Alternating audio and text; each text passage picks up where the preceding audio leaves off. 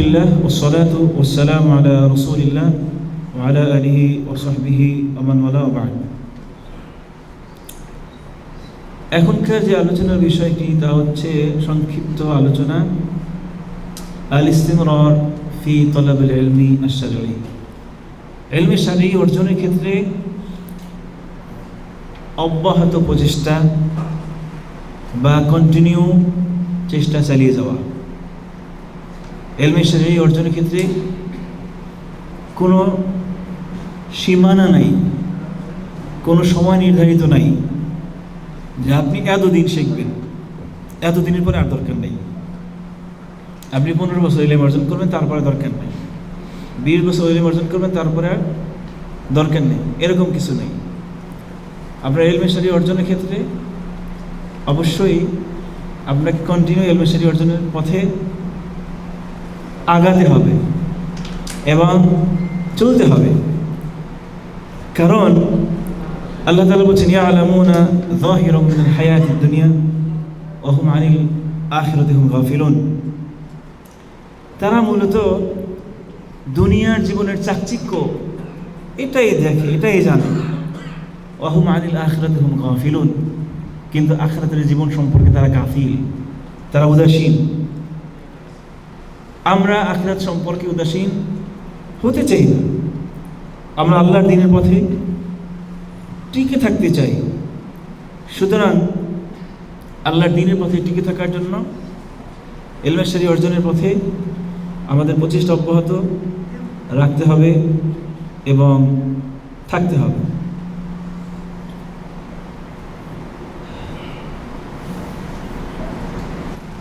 ইলম অর্জনের ক্ষেত্রে কোনো সীমাবদ্ধ বয়স নাই, কোনো সীমানা নেই, সারা জীবন চলবে। আপনি যতদিন পৃথিবীতে বেঁচে থাকবেন, যতদিন আল্লাহ তাআলা আপনাকে বাঁচিয়ে রাখবেন, ইলম অর্জন ততদিনই চলবে। সাধ্য অনুযায়ী যতটুকু জানা সম্ভব, যতটুকু বোঝা সম্ভব, আমরা ইলম অর্জনের পথে আমাদের চেষ্টা অব্যাহত রাখব।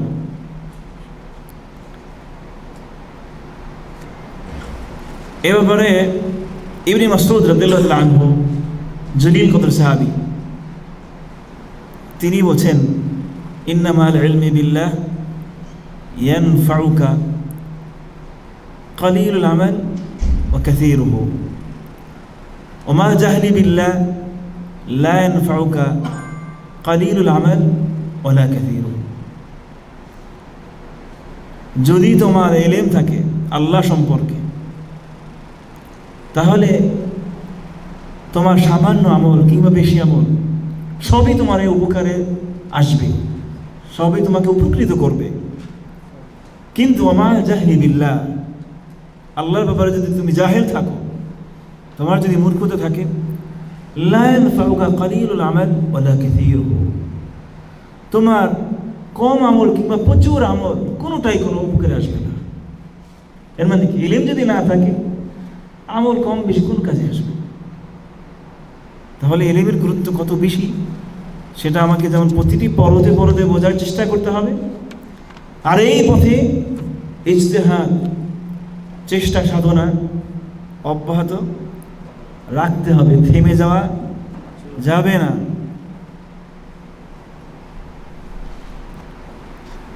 আল্লাহ রাসূল সাল্লাল্লাহু আলাইহি ওয়াসাল্লাম মুআজ রাদিয়াল্লাহু আনহুকে বলছেন, ইয়া মুআজ, হে মুআজ, আল্লাহি ইন্নী লা উহিব্বুক।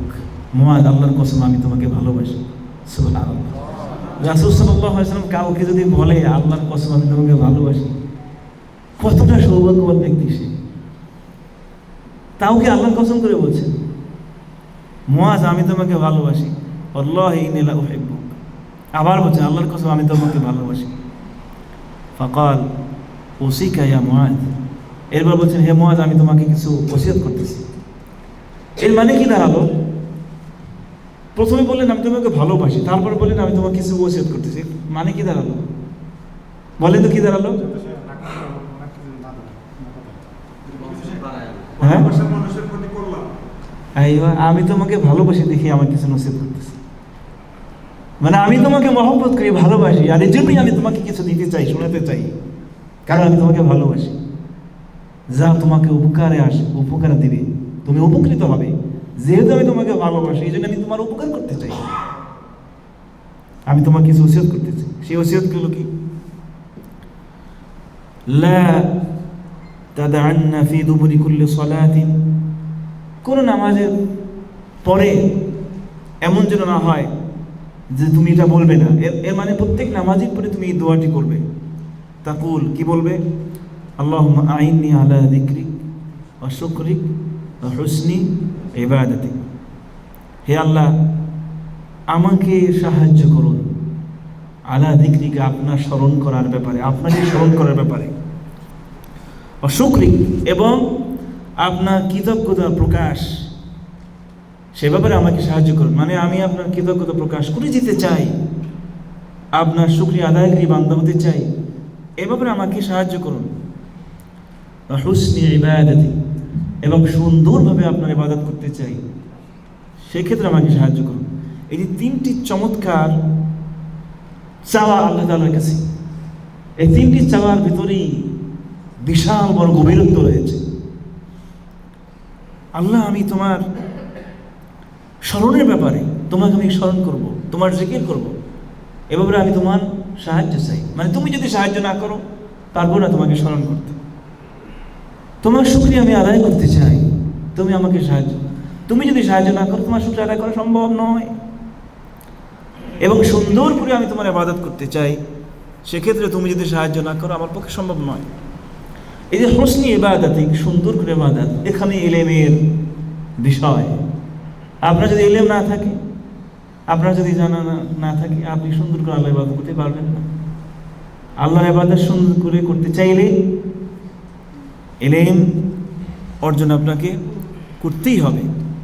ইলম অর্জনের ক্ষেত্রে আল্লাহ তাআলার আশ্রয় চাওয়া, আল্লাহ তাআলার কাছে সাহায্য চাওয়া। রাসূল সাল্লাল্লাহু আলাইহি ওয়াসাল্লামের একটি দোয়া ছিল, তিনি দোয়া করতেন, আল্লাহুম্মা ইনফানি বিমা আল্লামতানি, রব্বুল আলামিন, আমাকে তুমি যা ইলম দিয়েছ তার দ্বারা উপকার করো, আমাকে উপকৃত করো।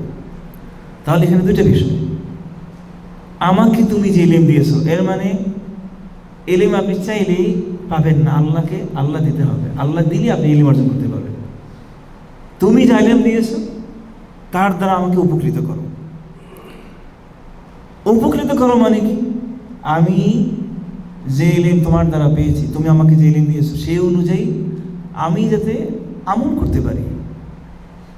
শুধু ইলম অর্জনই যেন যথেষ্ট না হয়। ও আল্লিমনি মা ইয়ানফাউনি, আর সাথে সাথে আমাকে এমন ইলম দান করো যা আমার উপকারে আসবে।